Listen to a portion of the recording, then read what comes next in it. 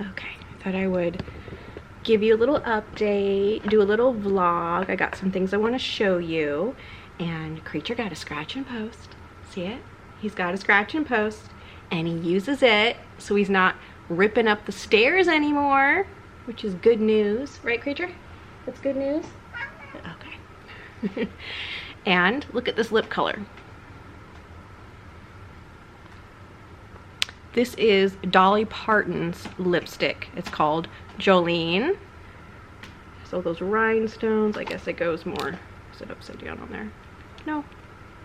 The thing is, when I got this, it was hard to get the lipstick out. You're supposed to push this button on the end, and it's worked earlier, and now it's like that. But it just seems like the lipstick's really small. Doesn't it seem like a tiny lipstick? I also got some pictures from Lion from prison, and they just came today. And I talked to him earlier, and he gave me permission to show this to you. Okay, so, oh, and he wanted me to tell you something kind of, I was gonna say fun, but I don't know if it's fun, something interesting about one of these pictures. So here's Jellyroll, there's Lion, and this is Christian Longo, who is a well-known murderer. They made a movie about him called True Story. He killed his wife and kids and put them in a suitcase. So there is Christian Longo, Lion, and Jellyroll. How about that? If life can get any weirder, you know, like, come on, you can't make this stuff up. Here's another picture.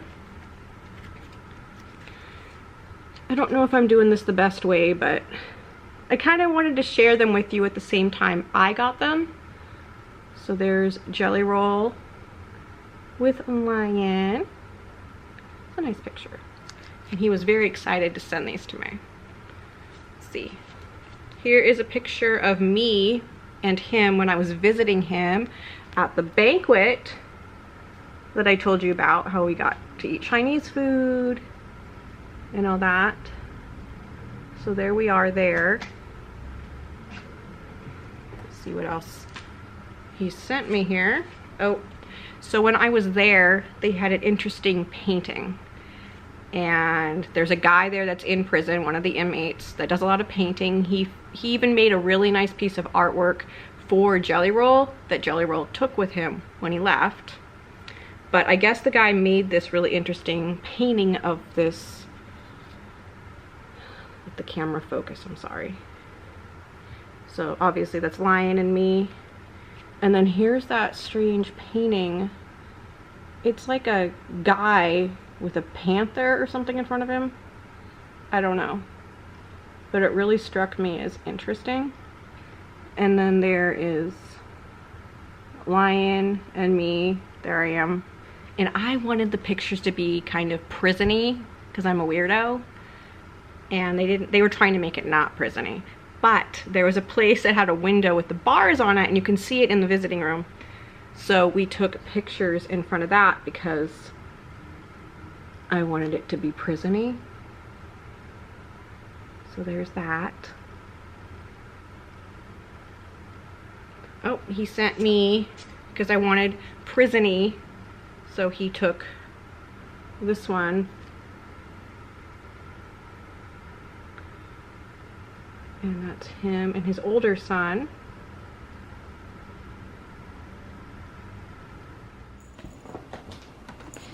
I just got Creature this. I got him this so he stops, you know, pulling up the carpeting on the stairs. He seems to like it. I'm not going to keep it right here, obviously, but I just brought it in.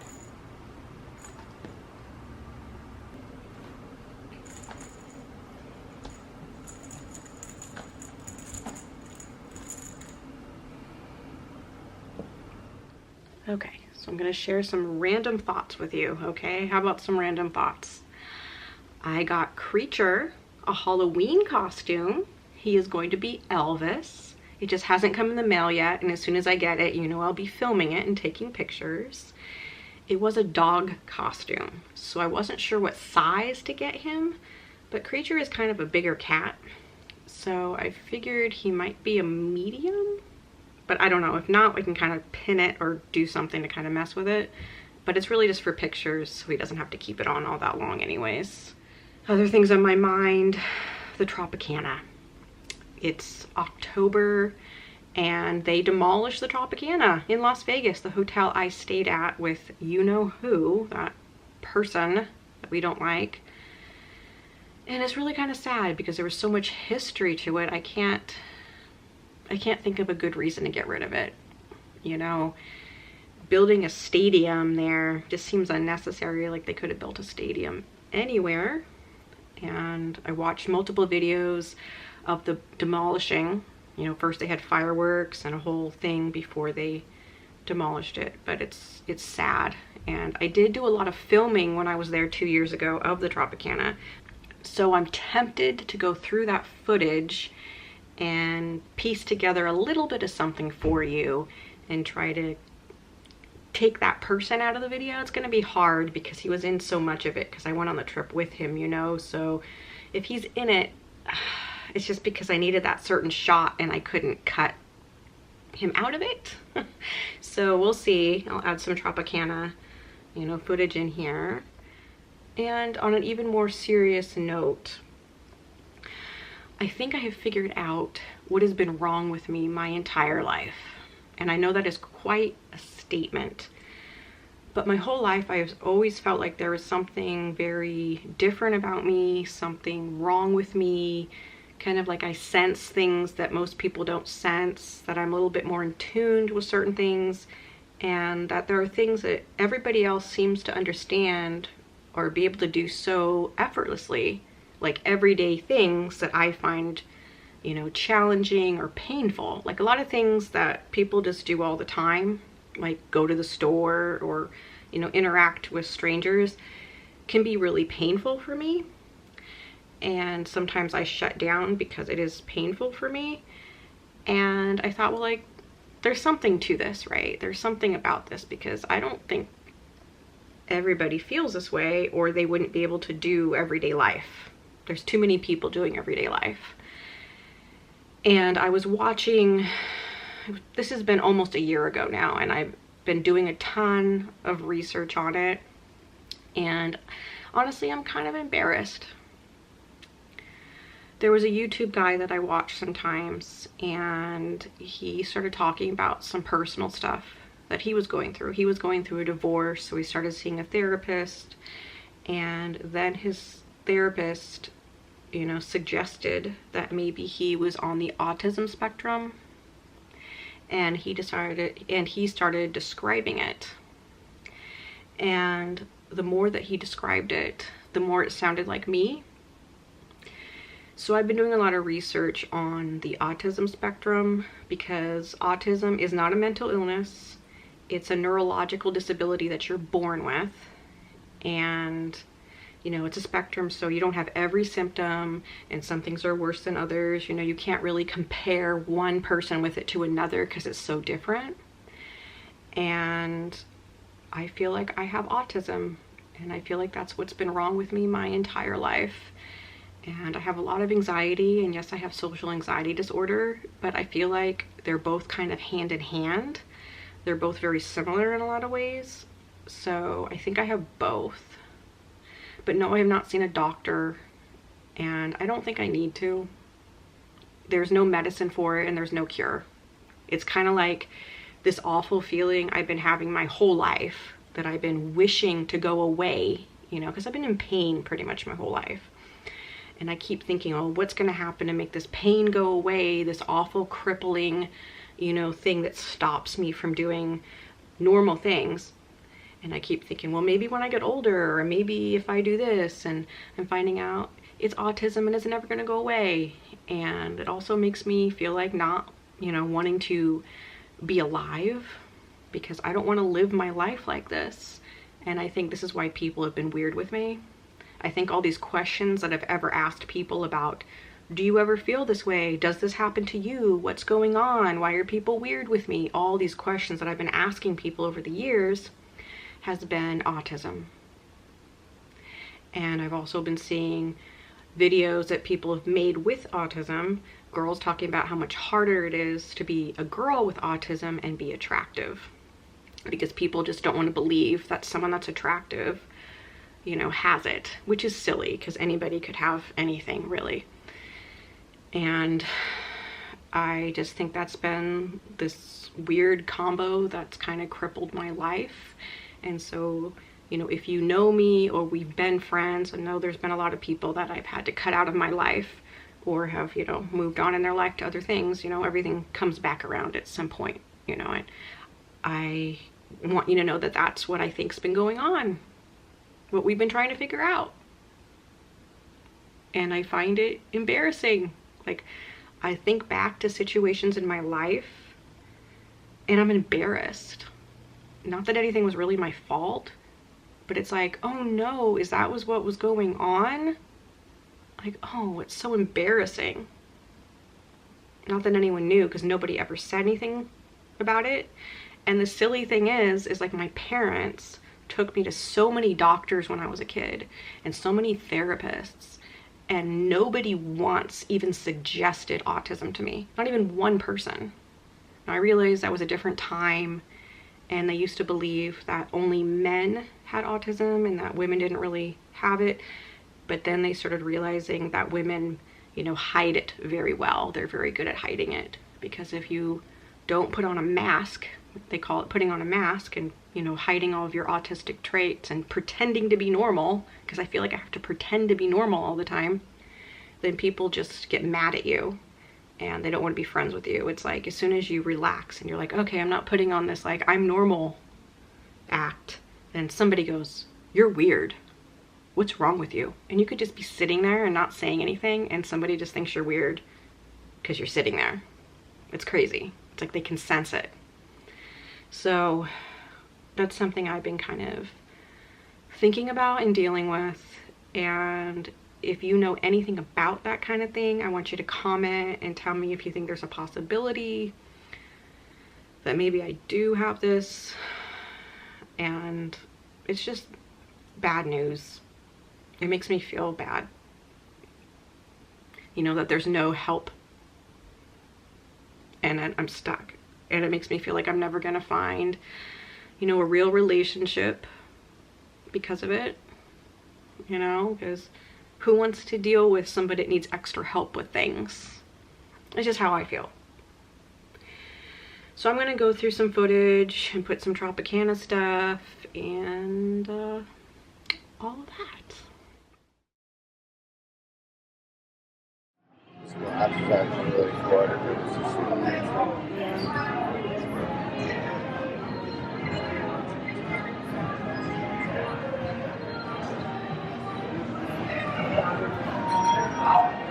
So many cameras. Look at all the cameras.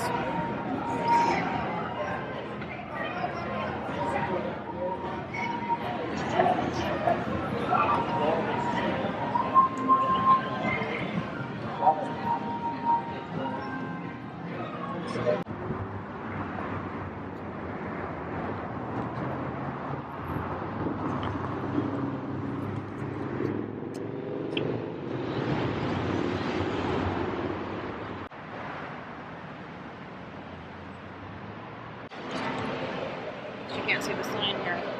Oh.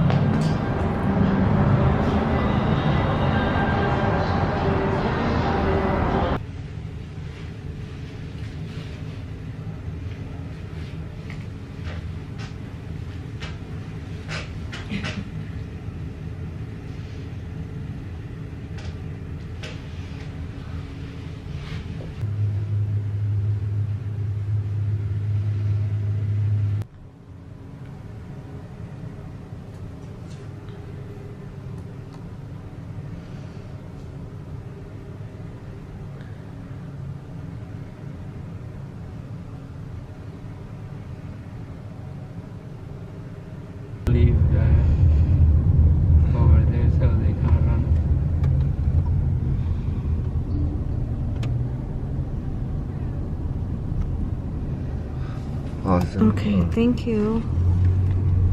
All right. Appreciate it. All right, have fun. Thank you. Be safe. Back to reality. Yeah.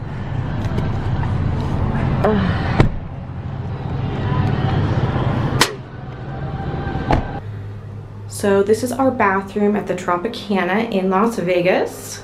You're probably wondering what my perfume of the trip is, and that would be Valentino, the Born in Rome one. And they actually have really good soap and lotion here. They have Crabtree and Evelyn.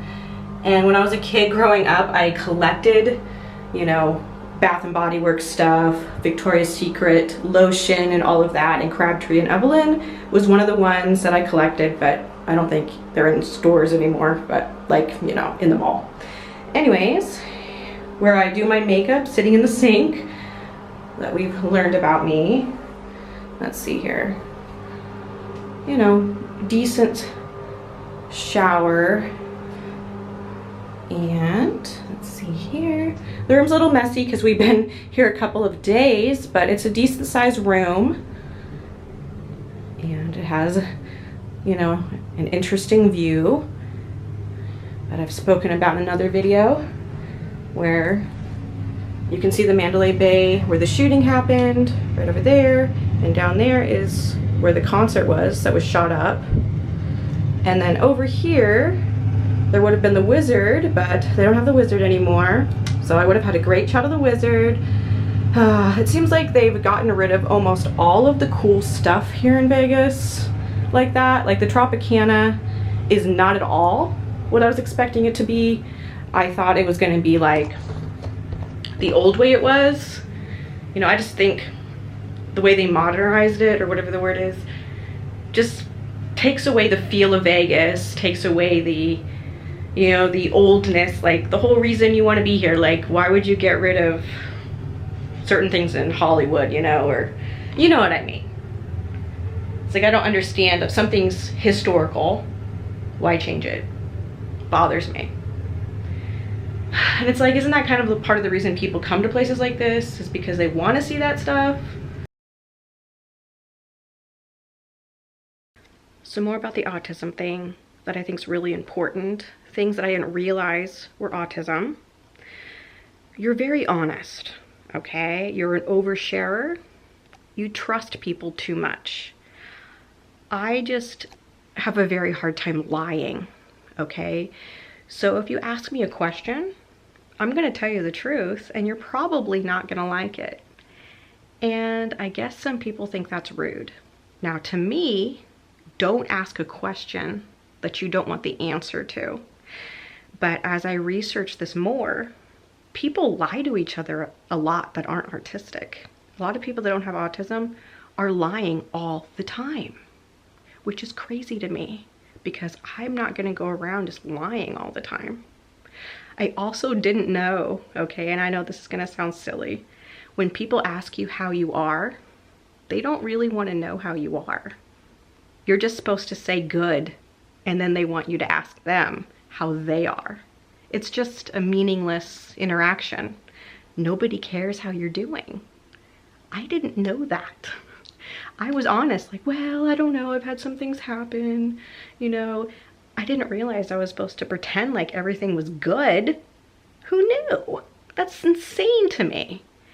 So that makes me think a lot of people just don't know anybody, because nobody's being honest. I also think because I wouldn't lie and do awful things to people, because I'm naturally just a caring, giving person, because autistic people seem to be more pure in that way. I think I've been easily taken advantage of, because I feel sorry for people that are hurting, because I've lived most of my life in pain. I have been isolated a lot. I have been judged. I have been bullied. I've had people do awful things to me, and I don't want other people to go through that. So I feel like I have helped people because I've been through things, and I think that they just took advantage of me, of my kindness. Kindness isn't weakness, by the way. Kindness is a strength, because a lot of people aren't genuinely, if I can speak properly, aren't truly kind people. Lots of people are just pretending. I'm finding out. Like, all these things I'm finding out are driving me insane. And I guess other people just knew this. Like, who knew? That everyone's just lying to each other all the time and pretending to be somebody else. But I was just myself, and people didn't like it because it was myself. Not that I'm bad. And that's the other thing that was that's been so traumatizing to me about this. I thought people were getting mad at me and calling me weird because of something about me as a person. It was never about me as a person. They didn't think I was a bad person. It wasn't that, and I was so afraid that I was giving off some sort of message that there was something bad about my intentions or something. But I don't think they ever thought that. I think it was just I had a different communication than they did. Because as I research this, I find that autistic people communicate differently than regular people. So like, if I'm talking to you, I expect you to kind of jump in when I'm talking to ask questions because you're listening to what I'm saying and you're interested. Apparently, people think that's rude. Other people expect you to sit in silence and listen to them talk until they stop talking. Then you're supposed to say something. My mind doesn't work that way. My mind is racing so fast. It's like right now, as I'm talking to you, I can already have 5 different things going on. I can plan out 5 different things right now within 2 seconds. I've already planned an outfit. I've already planned what I'm going to eat. I've already planned this and this and this and this, just like that. So with my mind racing like this, when you're talking, it's almost slower than my mind works. So I have to say something to you when it comes to my mind, or I lose my train of thought. Or I can't focus on what you're saying anymore. Like, my thoughts are more interesting than what you're saying. And I don't mean to be rude, but they are. So I have to kind of jump in, or I can't be interested in what you're saying anymore. So apparently, people think you're interrupting them and being rude. Like, what they have to say is not important. Like, what you have to say is more important than them. I didn't know that. I did not know that. I also find it surprising that when someone's telling you about something that happened to them, and you've had something the same happen to you, and you go, yeah, I've had something like that happen to me, and then you want to tell them so they know you understand them, that you know they're not crazy. But for some reason, people think that means you're competing with them and you're trying to one-up them and that you're better than them. No, I'm trying to relate to you, show you I know what you mean. So apparently, these are autistic things. And apparently, people thought the way that I just communicate is rude. But it's natural for me, and that's just how my mind works. Never would I want to be rude. So I just thought you should know that too.